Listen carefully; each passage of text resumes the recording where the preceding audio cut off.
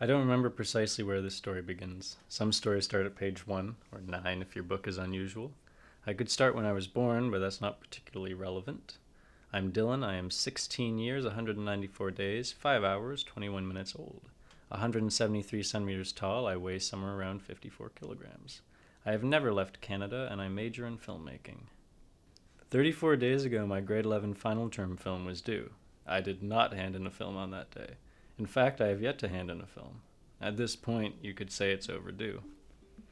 April 27th, 2011, Super Brothers Sword and Sorcery EP is released on the App Store. I had followed the game's development for months, and now I got the chance to play it. Sword and Sorcery EP is one of my favorite games of all time. I've beaten it twice. I own it on 2 different platforms. It's a beautiful game, but the experience is hard to describe. It's a serene feeling, a feeling of fantastic things beyond yourself, and a feeling of tragedy as you complete your woeful errand. A year ago, I wanted to animate a film in its style. My story sucked. A boy loses his father, goes on a quest, makes some sacrifices, and speaks with his father's ghost. The father banishes the man who is no longer his son, but the son learns kindness through raising his own family. People were against the idea. Friends and teachers recommended I change the story, but the animation could stay. I revisited the story in January 2014 and scripted a new one. In the time that had passed, I had watched a lot of anime, and that played into my new direction. I remember one discussion with my teacher. He asked, "Do you think you can pull it off?" And I replied, "Yes, I think so." I didn't pull it off. My backgrounds required a total of 2,359,296 pixels, which I did by hand. I also needed character design, animation, scripting, sound work, and post-processing. I spent a lot of time on it, but it would have taken a very long time to finish. May 8th came and went. I don't know why I fooled myself into thinking it would be done. Idiocy, arrogance, the inability to let go, the inability to accept my own mistakes and flaws, the fear that everything I was falling away. Hello coffee, my old friend. Hello birds, it's 5 a.m. Spring disappeared behind a window, and I got used to comments on how emaciated I was. I like to think that if I didn't have other things to do, I could have done it, but that's a lie, and my absences were still falling faster than that winter snowfall. June 1st, 2014, I accepted the film would not be done on June 12th, which was the last day of class. That night I wrote a script with an apathetic man who gets into a fight with his best friend. He wanders the city aimlessly until a moment of epiphany, and then makes up to his friend.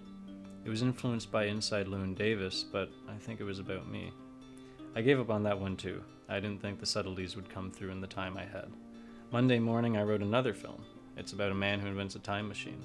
I had about 10 days left and the characters and locations seemed doable. I couldn't plot it though. It was too complex to pull off and I was pretty beat. I still thought I could finish it.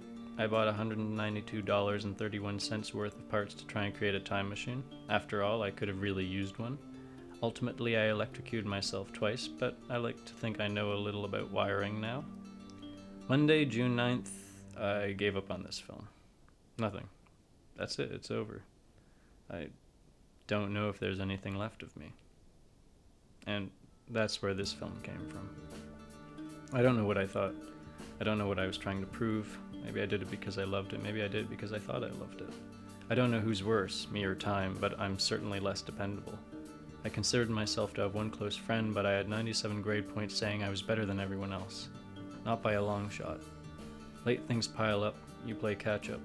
Your joy evaporates, you can't care enough to work anymore, and then you begin to disappear, the idea you had of yourself.